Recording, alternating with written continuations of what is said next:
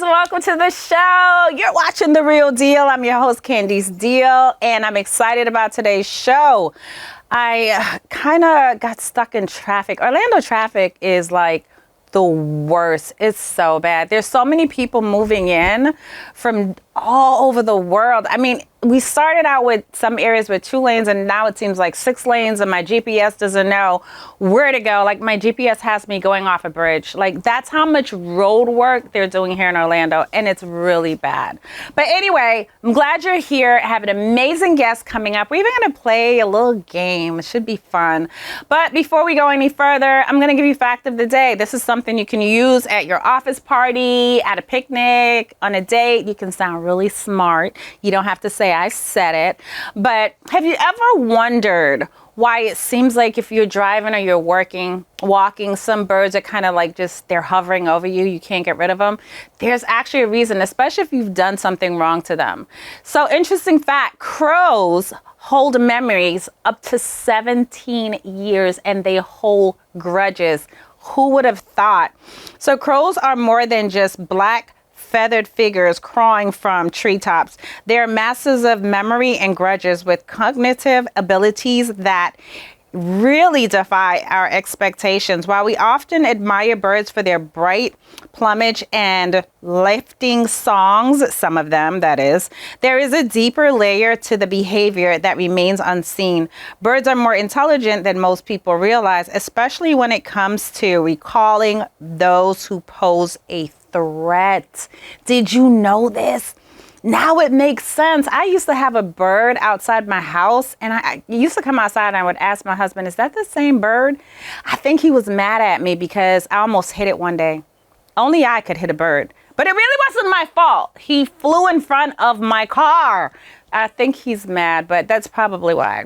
But there's your fact of the day. So coming up, I have Scott Roseboro, founder of Tillman Brothers. So he's going to come and share some tips for us and on what he's doing, what's new in media, and how he keeps up. Later on, we're going to play a game. We're going to have fun. So you know what? Sit back, get comfortable, get your coffee. I got my coffee. I always need my coffee.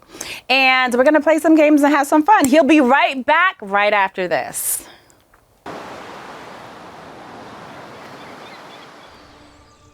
Hear that? That's the sound of your life. Perfectly imperfect.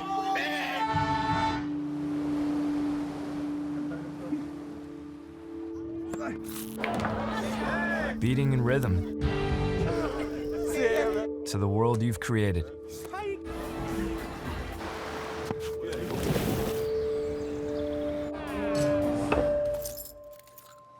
But every time you drive after drinking, the music gets drowned out. Your life sounds pretty great. Don't let a buzz ruin it. Buzzed driving is drunk driving. Don't drive buzzed. Hey, welcome back to the show. Of course, you're still watching The Real Deal. I have an amazing guest with me here today. I have none other than Scott Roseboro, who is the founder of Tillman Brothers, a multi-layered media production company. Welcome to the show. Thank you so much for having me. I appreciate you so much. I'm so glad you're here. Yeah, well, me come too. On, shoes. That's come on, shoes. You look dapper. That's the start of the show today? That's the yeah, the shoes is in. Look, the shoes are just calling me. I wish you guys could see this. The shoes are just getting It's me. not a full shot? It is full shot, but Okay, the shoes just say, hi, girl, hey. Okay, we here. Well, welcome to the show. Welcome to the show. So much. Well, tell me about tell me about your back. Where you born? Where are you from? Well, born in Elkins Park, Pennsylvania, which is right outside of Philadelphia. Okay. I like to claim Philly, but some people don't let me. Okay. But born there, grew up in Jersey for a majority of my life. Okay. Went to Rowan University, got my major in marketing, my 4-year bachelor's. Right. Minor in psych, and then I came down here for Full Sail for a 1-year master's accelerated program for film and production. Well, Yeah. it's nice to meet you. It's nice to I meet you feel like too. I have to change my whole persona now. Absolutely not. No. Wow, that is quite an accomplishment. You I enjoyed my experience in college for sure. That's good. Okay, so what inspired you to start this venture, your own production company? That's not a small feat. Right. So originally when I first got into this, I had touched the camera my first time in high school. Okay. It was cool. Right. You know, it was just something to pass the time. I had a media course. Right. But I was involved in so many other things at the time. Like I did football, I did track, I did theater, I danced, I was in a dance academy. I was in so many different things, and media just wasn't a real big focus of mine. Okay. It wasn't really until getting into college and Okay. doing things for my fraternity. Shout out to the bros. I just felt like I had to do that. Everyone that says that, I just felt like I had to. Right. So doing stuff for them, and one of my bros had told me, like, you really have a good eye for this. Like, you should really get into it. Right. And me being the stereotypical black man of like, you know, I can't make no money off of this. I can't be a creative and be a starving artist or whatever. I'm going to go to law school. So that was my plan. That was my outlet. I studied for the LSATs, and my junior year of college, my brother was shot and killed. Oh. And he had went sorry. No, it's okay. I appreciate you. And he had went to Full Sail for his bachelor's. Right. And I had reached out to my sister. I'm like, you know, his name was Walt. Okay. What was Walt doing? What was he getting into? Like, Right. and she explained to me where he went and what he was doing, and he wanted to be a director. And I was like, well, let me finish what he started. So that's what inspired me to go to Full Sail and choose my creativity over what made sense, because like I said, I wanted to be a lawyer and everything like that, but I couldn't see myself really sitting behind a desk for the next, you know, however many years. And that was my outlet. That was my creativity. That's what made sense to me at the time. Good for you. Well, congratulations. Now that I'm going to backtrack a little bit of something you said as a black man. In your opinion, how has diversity in media changed, or has it even changed? What does that look like? I think for sure entering into this virtual world that we're in, where media has become king, for sure. Really? And being in a space where I came from making $50 an hour or $25 an hour or to take some pictures. And I remember going up to my parents and being like, hey, like, I think I'm going to do this. Right. And I can make $50 an hour. Right. And they were like, okay, like, it's not something that's typical. It's not something that, especially the black family, like, pushes. Exactly. So at that point, it was like, well, I'm going to do it. And at the point that I started making some money, like some real money. And it was like, oh, you're doing a good job. Boy, you're doing a good job. Seriously. So out of, you know, majority of the people that I've come in contact with, and a lot of that has to do with just having your ish together, point blank period. Exactly. I think it's inspired a lot of black individuals to get into the field because they found out that this is a lucrative system and a way to make money. So that's how I've seen the landscape change, and on top of the fact that social media has become much more prevalent in our culture, specifically in the black and brown culture, but just overall in the world. You know, this is kind of off topic, but how do you feel about with the whole AI now? Like there's you don't know what's real, you don't know what's not, and in media, how does that affect you?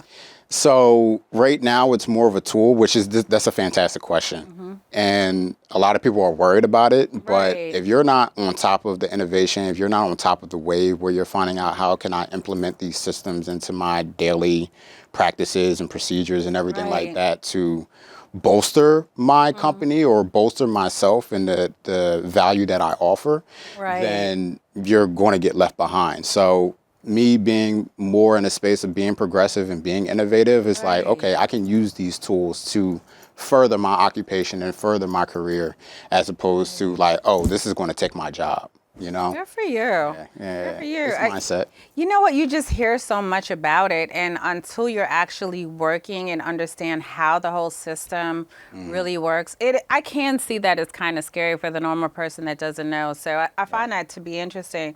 So what do you hope let's say your legacy will be in media? Like what's that thing that you want to do before you leave? It's all said and done, right? Yeah. Well, the reason why I had gotten into media in the first place, more so than outside of my brother, was I was a big anime fan growing up. I know that y'all used to make fun of anime a lot. I see it. I'm not saying that in a bad way. Right, you know what I mean? But I could pick it up. For sure. Okay, there you go. So it definitely molded me and shaped me in a lot of different ways where I didn't necessarily feel like I had the most positive influences in my life. Okay. I grew up as a Will Smith fan. Shout out to Philly, and that was more of a positive figure for me, at least me growing up. Right. And then outside of that was anime. So it definitely taught me like a lot of life lessons and a lot of positive ways of looking at things and how to continue to move forward and stick it out. Okay. So I really want to be able to provide that same level of motivation and like drive with the content that it is that I'm putting out. Right now, you know, I'm more in a commercial space of making money and things of that nature, which, you know, you got to do what you got to do. Exactly. But definitely want to get back into that space of telling stories and being more narrative and pushing that stereotype that, you know, black people, even in anime or being in a narrative space, can definitely make a difference and change the mindsets of a lot of people because media rules the world. Right. You know, is either we shape media or media shapes us. That's true. Or simultaneously. Right. So more of that is definitely going to be a mission of mine and something that I want to leave and leave a lasting impression for the people that at least want to follow it or watch it or what have you. Yeah. I think it's good that you're doing that because when you speak of anime, I think there's a perception that it's only a certain demographic of people, and in the black community, we're like, girl, why you look like that? Right. And, you know, we don't understand the style. We don't understand anime. So it's good that you'll be able to translate that, especially to the next generation coming up. They're so lost. Yeah. I mean, I know they're educated. I know that they're smart, but I'm talking about the little ones coming up and everything is social media. So it's great. Now, we are going to take a short break, but before we do, speak to someone that you want to give advice to, someone that may be thinking, oh my God, I'll never be able to make a career in media. What would you say to that young person? I would say that alignment and purpose is more important than any kind of monetary exchange. So if it's something that truly makes you happy and it's telling stories and it's being more in that field, if it's writing or if it's picking up a camera because you see a certain angle that other people don't see, or do it. Do it. You know, do it. And I spent a lot of time, at least within my career, of chasing money because that's just what I needed to do, But I do feel as though if I spent more time being within my creativity and focusing on that and telling the stories that I wanted to tell, not only would I have loved it, but I probably would have been a lot further in that path than I am now. Gotcha. So if you have an eye, not a lot of people have an eye. Yeah. And it's important and you need to hone that. And if that's your gift, then that's what you should pursue. Yeah. Good for you. So you heard it here. Just go for it. But we got to take a short break. We'll be right back after this. Everyone has a ritual, that small thing we do to keep us focused. But what do you do to keep your head in the game? To drown out the self-doubt and support your mental health.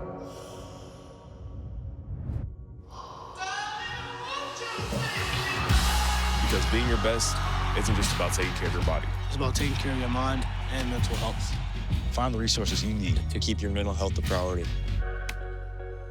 Love your mind. Mom was always organized, but she started forgetting to pay her bills on time. And she'd buy the same gifts over and over. Telling the girls about my Alzheimer's diagnosis was really hard. At first we had our cries, but then we were like, okay, let's make a plan. Early detection gave us time to adapt together. It's so important for you to think about what you can do and making the most of what you have. If you or your family are noticing changes, it could be Alzheimer's. Talk about seeing a doctor together. Welcome back to the show. We are going to talk about Wendy Williams. Do you know what's going on? Yeah, that's it. It's a hot topic, unfortunately, and it's a trending topic, and it's one that you don't want to touch, but we kind of have to.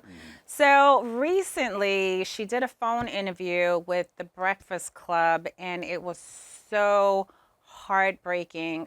Take a listen to this video before I even go any further. Right now, I feel my life is like up. Yeah. And it's Alex, do you think that there'll be some type of retaliation from the Guardian because of maybe this phone call or because of Wow. We talked about that. You know, my aunt, even with her wanting to come on, we talked about all scenarios. I said, you know, do this. You ready for what's on the other side? And as she said, I have to do this. There's nothing else I could do at this. So as you can hear, during the interview, she was asked by the Breakfast Club a couple of questions, and she broke down. It was so sad. She said she was in prison. Her, I think it was her niece was on the call as well, advocating for her. And Wendy Williams has been through so much. So Wells Fargo back in 2022 said that she was having problems with her financial account. Now, a lot of people feel that the guardianship happened because of Wells Fargo. It did not. Legally, they cannot do that, but they can alert family and such if they feel like financial stress is going on, if she's unable to actually handle her financial means. But it was a judge who actually appointed a guardianship for her. So that's why she's in the position that she's in now. How do you feel about that? It's so heartbreaking.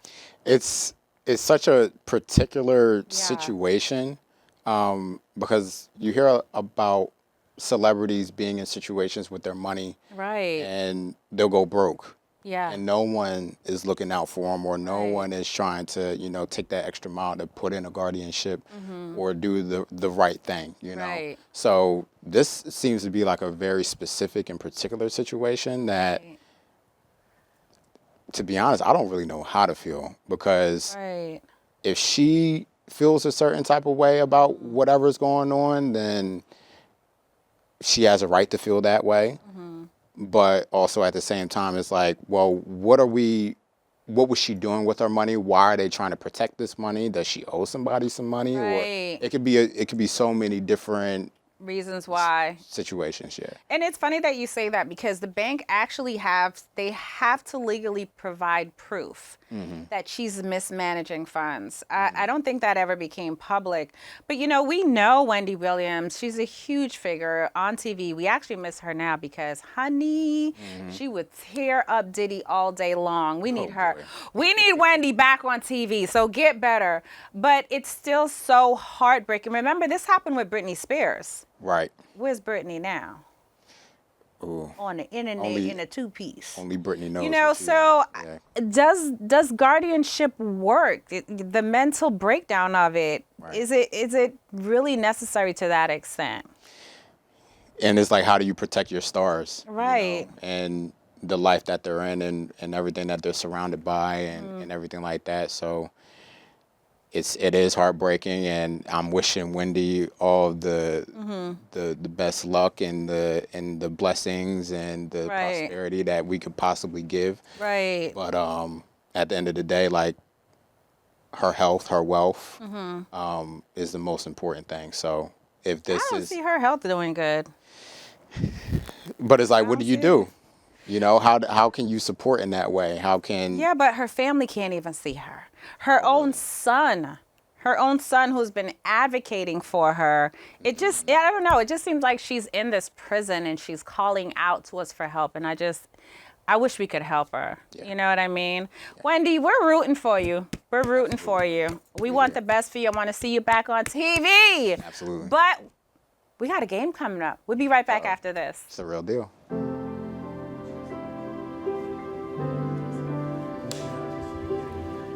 My dad showcased a sense of love that I never had before. It felt like it was something that I've always wanted. I mean, he's not only my parent, like, he's like my best friend.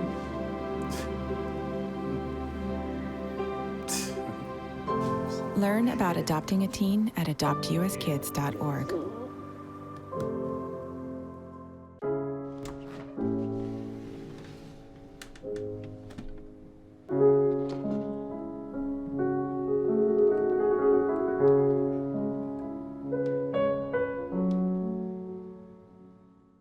I don't think that many kids in my son's school even do it. He makes fun of his friend who vapes. He would never try it. She's into soccer. She's on the honor roll. She's just not the type.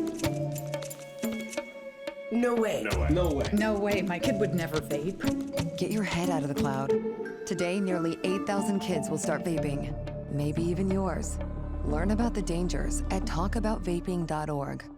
Hey, welcome back to the show. We are still here with Scott. And I have a little surprise game for him because I want to take him out of his little element for a second. So now we're going to play Never Have I Ever. Oh, Never boy. Have I Ever. Oh, no. Never. Come on. Okay. Never have I ever. Never have I ever. Okay. With you. Okay. No, you is your game, not me. Okay. All right. Never have I ever curled my hair.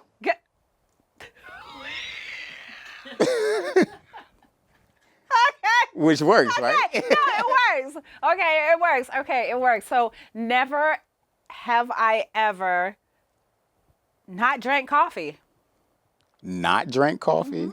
That's all I could think of, but go ahead. Okay, all right. All right. Never have I ooh. No. I got it. No. Never have I ever worn heels. I will hope not. That's good. Never have I ever done cocaine.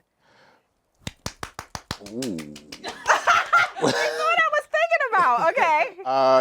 Never have I ever worn big hoop earrings. No, you're thinking too.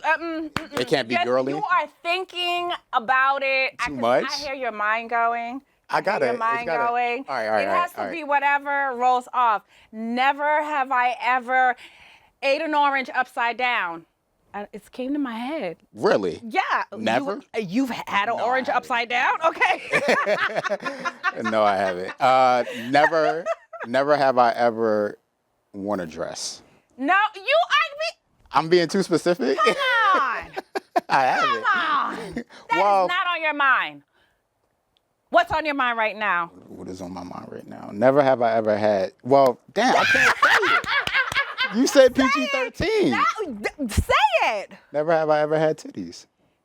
I give up. I so give up. Is there something you're trying to tell me? What do you mean? I don't know. You seem to be so girly and confused.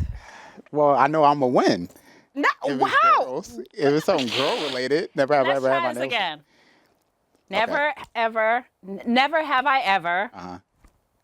Oh, I thought you were going to say something. No, you go. Me? Yeah. All right. Never have I ever drove a dune buggy.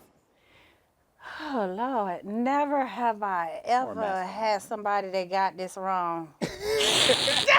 How do you do never have I ever wrong? Because you are supposed to think of the first thing that comes to your head. So you're thinking of the right thing to say. Right. And that's not it. That's not it. That's not it. I thought that's the point of the game. Never have I ever. Rules. But it's your turn. You go. I just did. How? Where? I just said it. Never have I ever had someone like this. Or do it wrong. Okay. No, yeah. Right. Okay, got you. I can't not think. I got to think about it. Never have I ever scraped my knee. Okay, that's it. We have had an amazing show today, guys. I appreciate you. Thank you for coming on the show. You were an amazing guest. Thank you so much. Guys, we're going to be back again very soon, but don't go anywhere too far because you need to catch more of us. But that was a great show, guys. We got to get out of here.